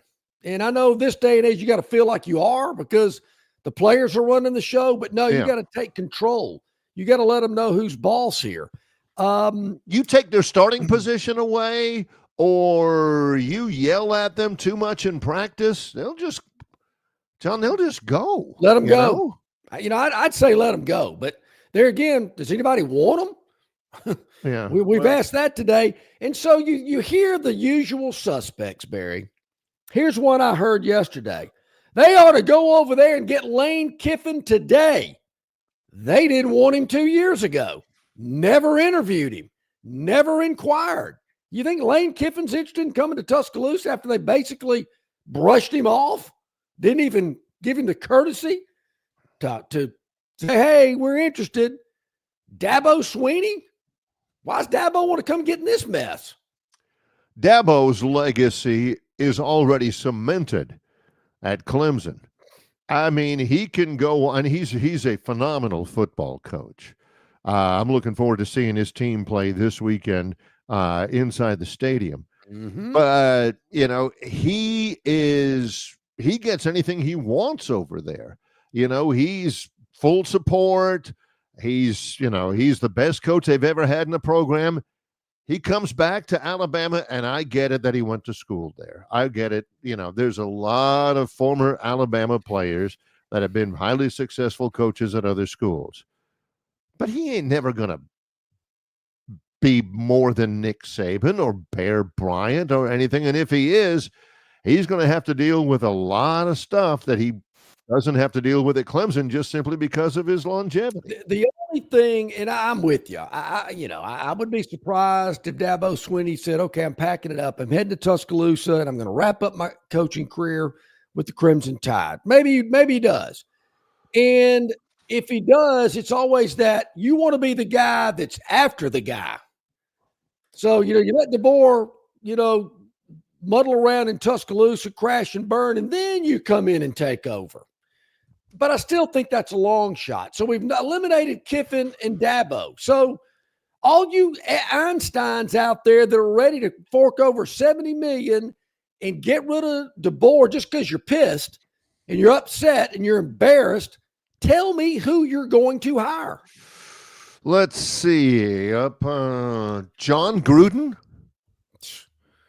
John Gruden is this generation's Dick Sheridan. John Gruden, 62 years old already.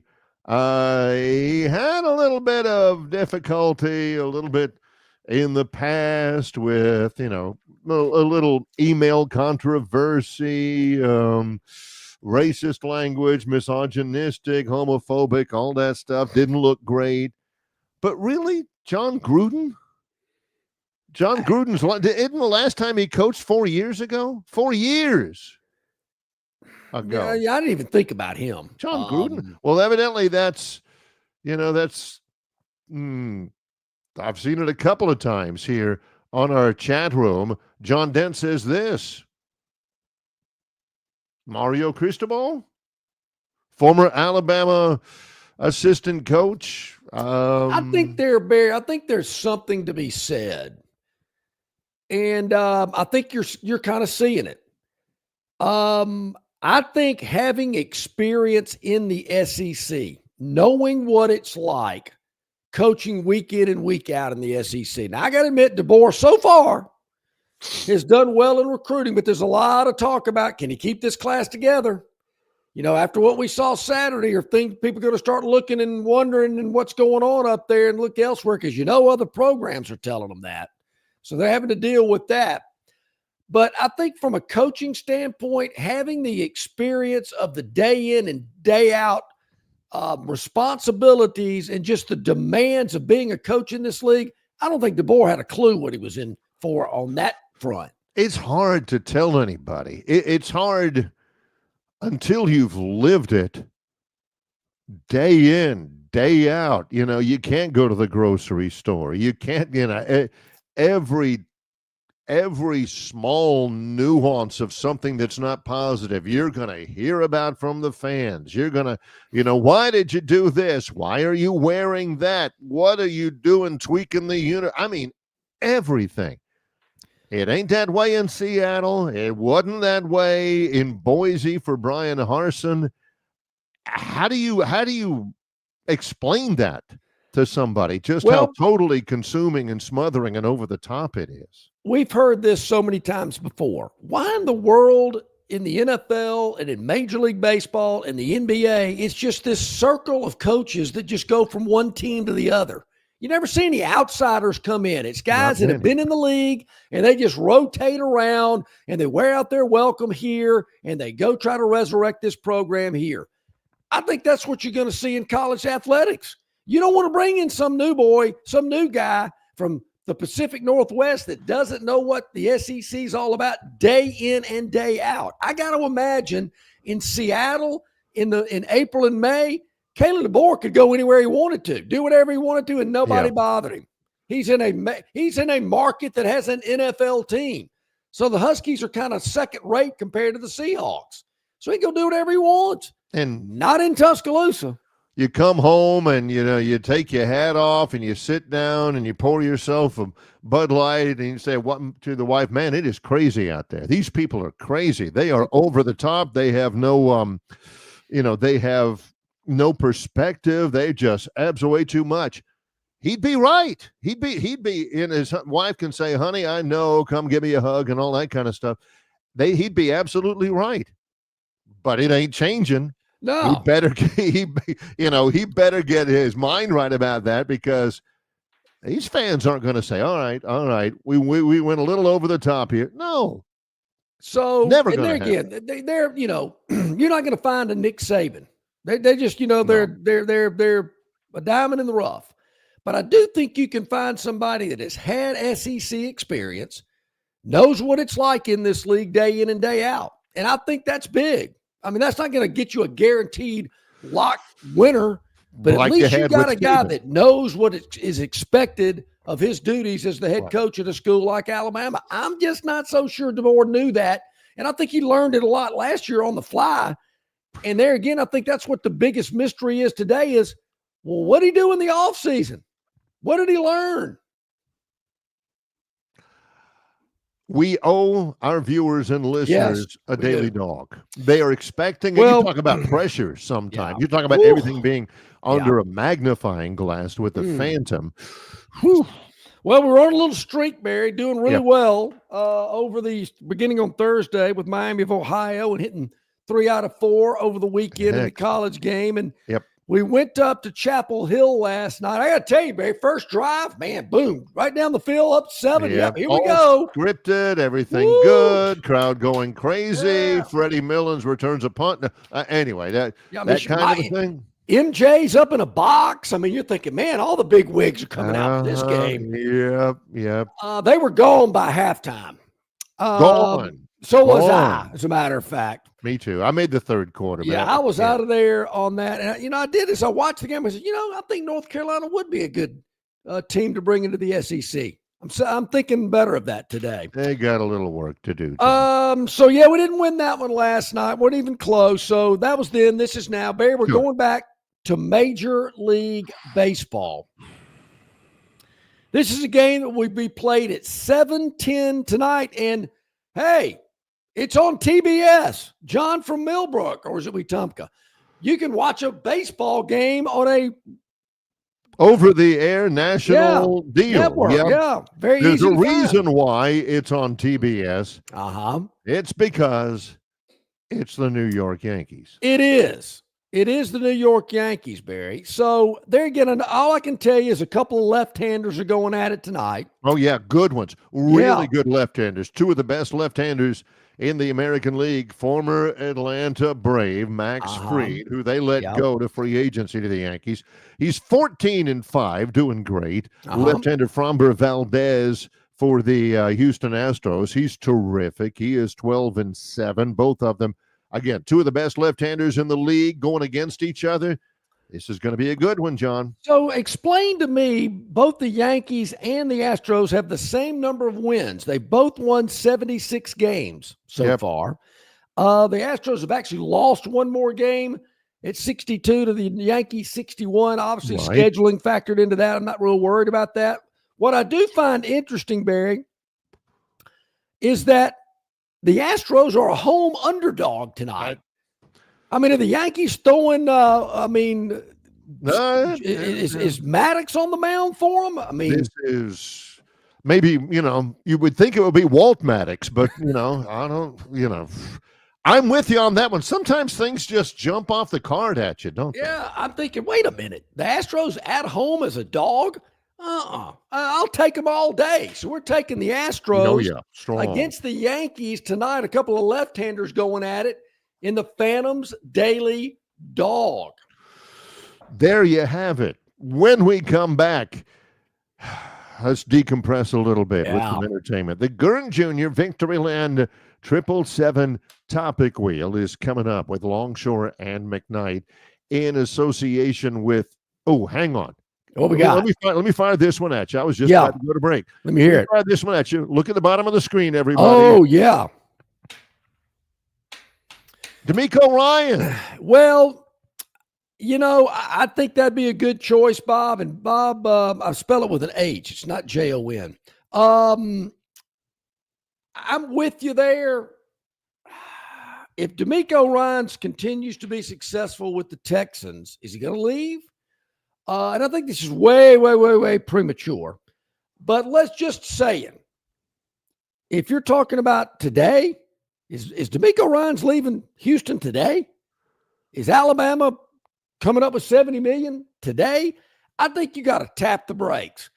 I think, as Travis said about Norvell at Florida State, we're not getting rid of you, but you better make some changes. You're going to have to make some decisions. That's a good I think that's what DeBoer is going to face. He's going to have to make some tough decisions. But Bama fan, I hate to break it to you, you're stuck with him.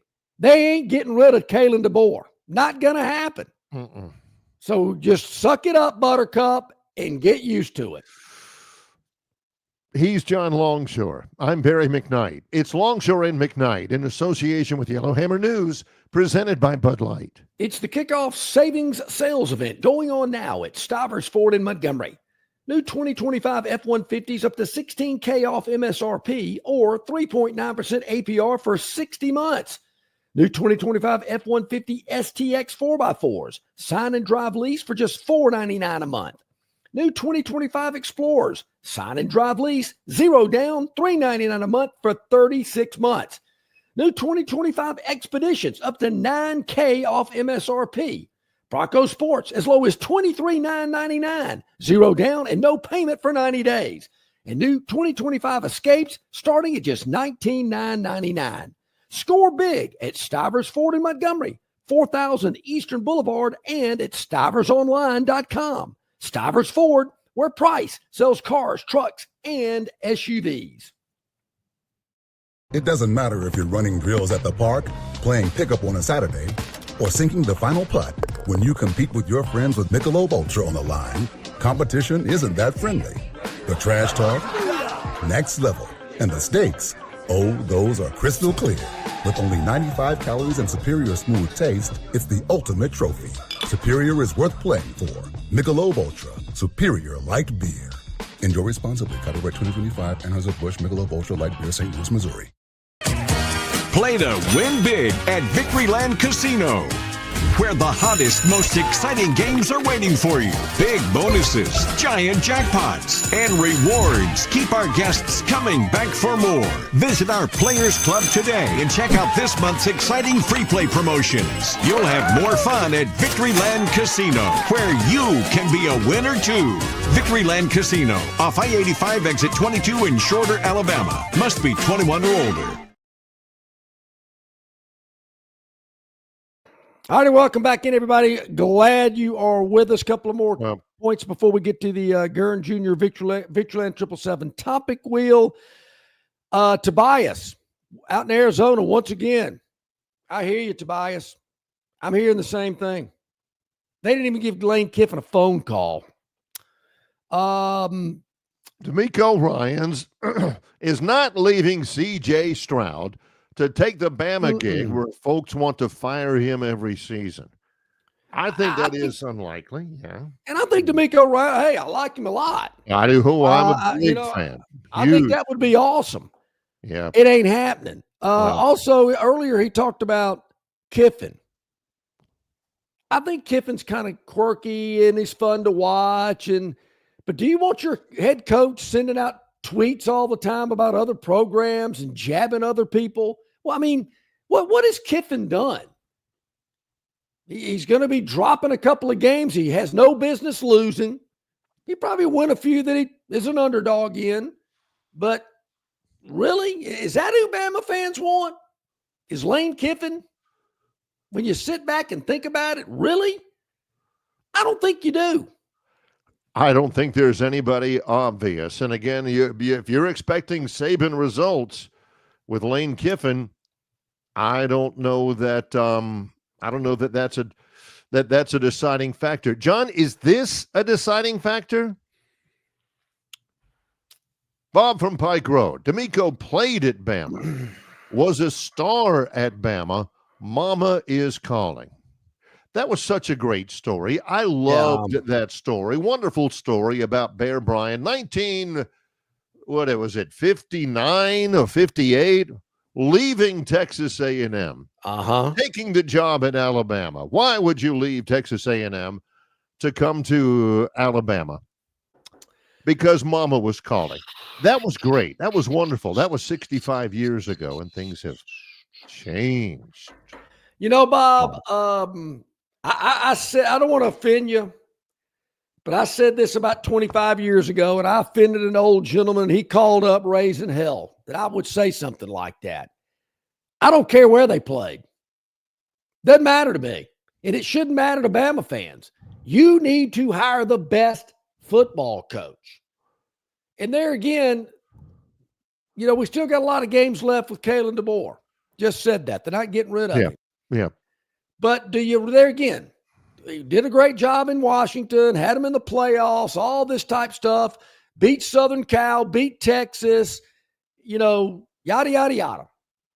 But the day in, day out job requirements in the SEC, I think, are a big point that you've got to get across. And I'm not sure he knew what he was getting himself into. He's going to have to learn on the job because they ain't getting rid of him. I mean, unless something catastrophic happens, they are not getting rid of him. I mean, Florida State goes 2-10 last year. They couldn't get rid of the guy. So he hit the reset button. Made some decisions. They might end up going 6-6 this year, but it's a lot better than 2-10. And I don't think they're going 6-6. I don't either. Bob also says DeMeco's on the hot seat, will likely be fired this year. That's why he's a good candidate. There you go. He'll be a good candidate because he's about to get fired, which I don't think is going to happen. I think he's perfectly Is that why fine. you want to hire a guy? Hey, this guy just got fired. Let's hire him. Yeah. Finally, this, and we'll get to the topic wheel. Question of the day from Mal. Where is Robbie? Yeah, Robbie. Once again, he told us Baylor would win. He also went on Locked On Auburn. That's my buddy Daryl Dapprich, and gave all his reasons that Baylor would win. It's almost like he's got Auburn on the mind. Where is Robbie? He said, I heard Robbie on another show yesterday while driving home from the beach. Where's all of the Braves will win the World Series. Baylor will beat Auburn. Robbie, people are wanting you to kind of, I don't know, face the music. Can D'Amico Ryans recruit? Has he ever recruited? I wouldn't know. I don't think so. Ever coached in the? I know he's played in the SEC. He's so great. He's so good. Yeah. All right. Yes. Here we go. The Gurn Jr. curated Victoryland 777 topic wheel. 6 topics, none of which John and I have seen before. Gurn Not seen them. has seen some value in this, and it's all a presentation of our friends at Victoryland 777 Casino, exit 22 off I-85 in Shorter, Alabama, where you can be a winner too. And Theotis, I did not see Danny from Margaritaville. I was looking for him yesterday. Didn't see him. Everybody's looking for him. Yeah. First topic is ramping it up. Ah, okay. What do we? Oh, it's a black. Have we ever had a black panel before? That's a new color. That's a new one. Yeah. Okay. Oh, yeah. Remember Najee? He's with the Chargers now. Remember 4th of July, he lit a firework and almost blew his eye out? They said it was only a superficial injury. He said it's a humbling experience because it's silly. I mean, who is making millions and millions of dollars and risk it by lighting a firework? It's a blessing every day. They had cleared Najee for Harris for contact, said that he might play Friday night against the Chiefs. Najee says, I'm ramping it up. They need him. Yeah, they do. They got my guy Kamani Vidal on the practice squad right now. He's been looking really good, but they're going to give Najee a chance. Guys, if you're making millions of dollars, if you are a multimillionaire doing something that you love, don't be riding around on ATVs. Don't be shooting off fireworks. Don't be riding motorcycles and dirt bikes anywhere. Nope. Man, if that was me, I'd be towing the straight and narrow the whole time. Oh yeah. Don't even step across a crack in the sidewalk. No. No. Don't want to do that. Okay, let's spin away. What do we got? Victoryland 777 topic wheel where you can be a winner too. Wow, we've hit black again. I feel like I'm at the roulette table. Okay. Woo. Gotta be better. Wow. Yeah. What? Cam dressing? Look at Cam. What is that on his head? Is that a dead bird? Yeah. What is that? Yeah. Is that just some of the? Okay. Yeah. Arch Manning says he's got to be better. He says, I hold myself to a high standard, got to play better, got to lead more, got to get our guys to play around me well, and ultimately I wasn't good enough. And that's taken ownership for him. I don't think he was put in the best position all the time from his head coach and his play caller. Yeah. I do think he was facing a fantastic Ohio State defense. He was not impressive, but then again, if I'm him, I would not be worried about meeting other people's expectations. I mean, has Stephen A. Smith run off so many co-hosts that they got to go Cam Newton? What's wrong with Cam? I mean, I know he doesn't dress. You see all those old Heisman Trophy pictures, and he's clean cut and handsome. I do agree he's a little bit overboard nowadays. A little, but I mean, does Cam have any experience in doing sports conversation television? Or let's just throw this guy in there. Let's see what happens. See if it sticks. Lightning may strike. When we come back, we'll finish it up. Let's take a break.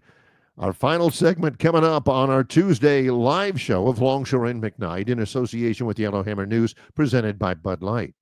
Known by avid golfers as one of the most beautiful and challenging stops on the Robert Trent Jones Golf Trail, Cambrian Ridge in Greenville lies just 40 miles from Montgomery. It is well worth the ride for any golfer looking for 27 holes of jaw-dropping golf. The greens have been redesigned to accommodate the higher green speeds associated with their installation of the latest generation of ultra dwarf Bermuda grass.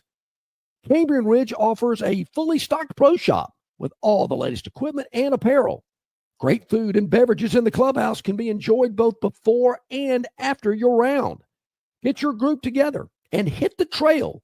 Go to rtjgolf.com/Cambrian Ridge for tee times and more information. The Destin Connection Seafood Market offers the freshest seafood direct from the Gulf of Mexico with deliveries daily. Snapper, grouper, pompano, flounder, copia, along with medium, large, and jumbo shrimp, hand-picked crab meat, and chucked oysters.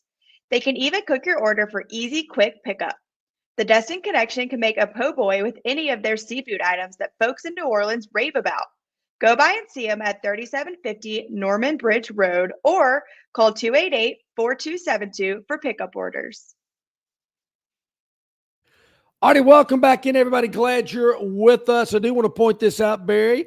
Stop by the Destin Connection Seafood Market as I was leaving town on Friday and picked up some triple tail from David and that great staff.